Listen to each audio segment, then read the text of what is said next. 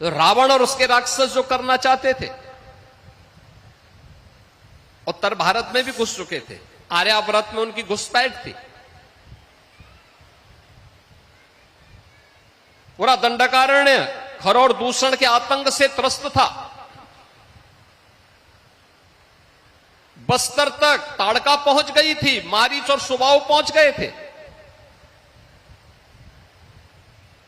वहां के सुंदर वनों को, नगरों को उन्होंने उजाड़ करके तहस नहस कर दिया था, उजाड़ कर दिया था।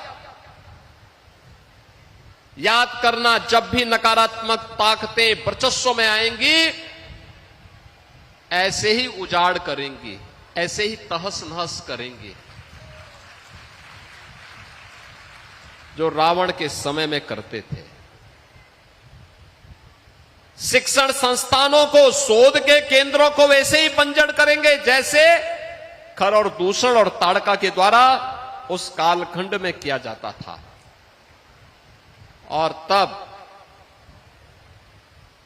पहले महर्षि विश्वामित्र प्रभु राम को अपने यज्ञ की रक्षा के बहाने ले गए और ताकत को देखना चाहा कि क्या यही राम हैं जिनके बारे में हम सोचते हैं। तो मुकाबला, सबसे पहला मुकाबला किससे हुआ? ताड़का से। मारीच और सुबाहु को तो बक्सर में ही स्वाहा कर दिया गया था, लेकिन मारीच वहां से कई योजन दूर जाकर के गिरा था।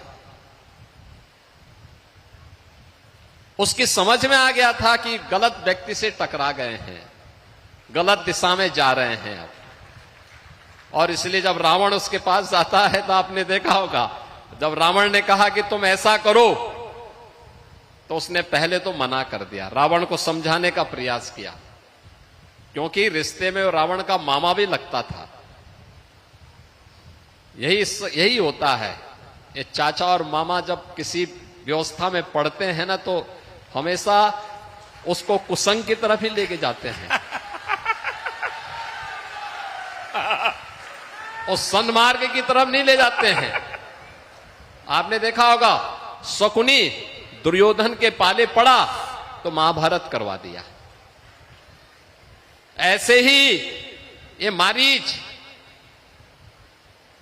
रावण के संग आया। रावण ने उनसे कहा कि मेरे साथ इस, पहले तो उसने समझाने का प्रयास किया, लेकिन अंत में उसको मालूम था, रावण ने कहा मार दूंगा अगर नहीं मानोगे तो उसने कहा कि चलो तुम्हें तो मरना ही मरना है, लेकिन मैं तेरे हाथ से क्यों मरूं, कम से कम प्रभु के हाथ से मरूंगा तो उद्धार हो जाएगा।